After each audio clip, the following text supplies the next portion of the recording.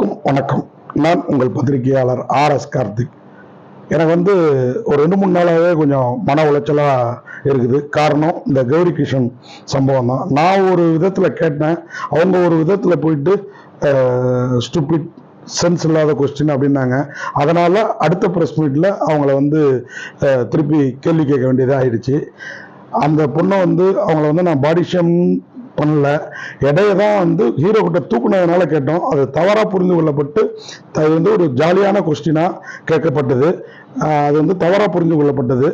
அதுக்காக அவங்க மனசு அவங்களுக்கு பாதிக்கப்பட்டிருந்தா, ஏன்னா அவங்க ஒருத்தரை தாக்கணுங்கிறது என் எண்ணம் இல்லை அப்படின்னு இன்னைக்கு ட்விட் போட்டிருக்காங்க.